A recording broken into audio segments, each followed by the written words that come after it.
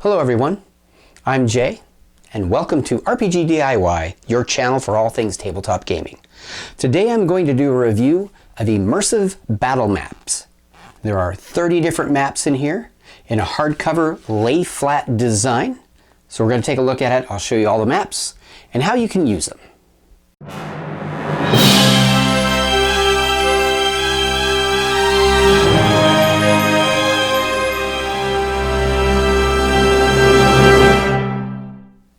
So this book is a very sturdy and well-made piece of equipment for your gaming.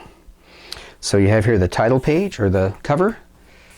It's by Yarrow Studios, and it's got a very it's hardback. It's also very thick. Here's the back. It's got the list of everything in the book, all the different maps. So let's take a look on the inside. So to start with, you have the introduction page, and then you also have a table of contents. And then your first map is a castle wall. So you have the wall, top of the wall up here, and then you have the ground down below. You even got some ballistas already put in there for you. Next you have boat docks with kind of a trash looking boat here and a newer one here. It even has the foamy sea. Then you have a hedge maze. Even has the lighting for it. And then you have a pub. What map book is not complete without a pub? Then you have a farm. Here's the pig pen. Here's a small farmhouse. Here's the rows of crops. Then you have a promenade. Looks like you could have some market stalls here. Here's some roofs of the local buildings. You have a forge. It could be a dwarven forge if you like. And then you have a mansion. And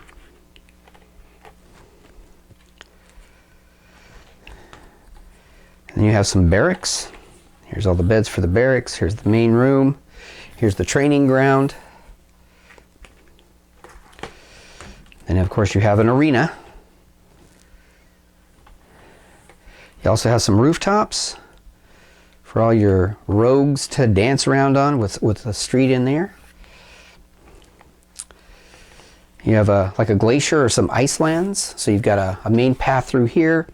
You've got the broken ice over here.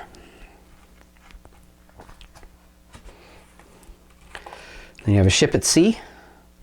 You can have another, if you have another ship map piece, you can lay it on top of here. And then you also have just open water, so you can put whatever boats or rafts or anything. Then you have a graveyard. You got the tomb here with the coffins in here. And you have an inn. So you have the main room here, and then the rooms for letting there. Then you have like a waterfall off of a cliff with a trail and a bridge. You have a shipwreck on a beach.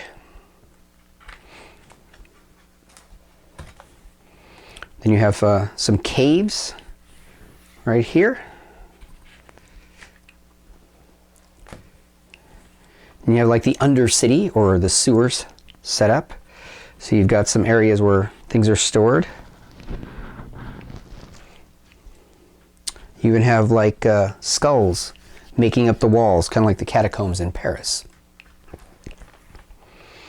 Then you have a tower. So you have the main floor here and the upper floor here, split into two rooms.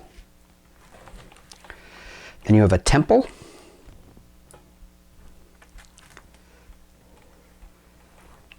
You have a market square.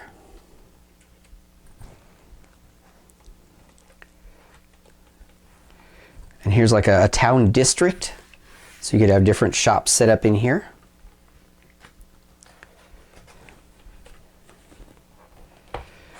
And this is the alchemist area.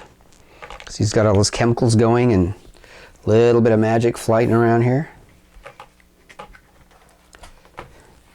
Then you have a house or a mansion with all the separate rooms. And then you have an underwater shipwreck for any underwater adventures you wanted to do. And then you have kind of a fortified camp area. Here's a prison, has some cells, torture area.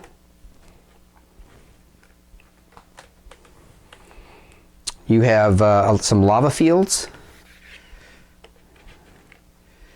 And then you have like an open meadow that you can just kind of have a generic area for people traveling in the woods. You can even add more trees with some tree pieces if you like. Then you have a dungeon floor. Now the versatility of these is amazing because you see they have the lay flat binding. And what that means is, if you look at the binding when I open a page, see how the spine is not actually connected. It's not actually connected to the pages themselves. That allows them to open freely and lay flat. Now, these are all wet and dry erase. So if you want to draw your dungeon, you can. Some maps, they have really, really thick grid lines. This has a very subtle grid. So when you draw on it, your drawing is not swallowed. If you're trying to draw a wall along a grid line, some grid lines are actually thicker than what you're using to draw with. So you can draw on here and it shows up really well. I can't draw straight, so no illusions there. So you can see it just fine. Just clean it off. And you can also use other means. I like to use 2D terrain so all the players can see, and it's easier and quicker than drawing. So you can just set up a room.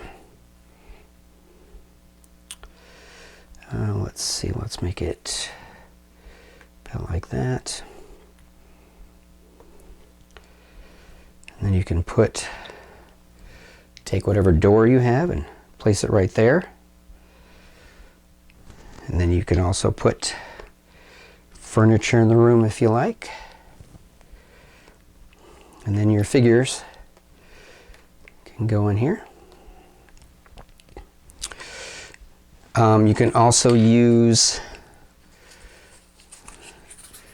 I also make these walls. They're about an inch high and a half inch thick. If you'd rather have walls that are a little higher to give that illusion, set that up like that. And then place that there. I'll go ahead and move that wall there. This wall here. There we go. And then just place your door in there. So you have a little bit more visible room. Again, you can place your things in there. So it's really versatile. You can either draw it, you can use walls or placement of wall pieces. And so if you don't see anything in the map book that you want to use and you want to do your own room, you use the dungeon page. And you have that. You could also augment the other pages if you like, using the walls. If there's walls there, you can also put your own walls up if you want them a little more visible. Now, the only downside I could find, and it's very, very minor, and I corrected it myself, is even though there is a table of contents right here with the numbering of the pages of what is on what page, I could not find, unless I'm totally missing it, I could not find any numbers on the actual pages. So I went ahead and wrote the number myself in the corner, just using a permanent marker, just really small. So that way when I'm looking at here and I'm trying to find something specific, I actually have some numbers on the corner of the pages to find what I'm looking for. That was the only thing I could find that was a problem. The book is super sturdy, but it can fit in a larger backpack, or it's easier to carry to your games. But if you ever, it's got all these locations, so it covers most areas that I think that you would put a campaign or at least have your scenarios in. And I found it to be an extremely handy addition to my mapping accessories. And there you have it. Immersive Battle Maps, another accessory that should go in your DM's kit. As before, if you have any questions, put them in the comments below. Don't forget to like and subscribe and hit the bell icon so you know when new videos come out. And until we talk again, may all your rolls be natural 20s.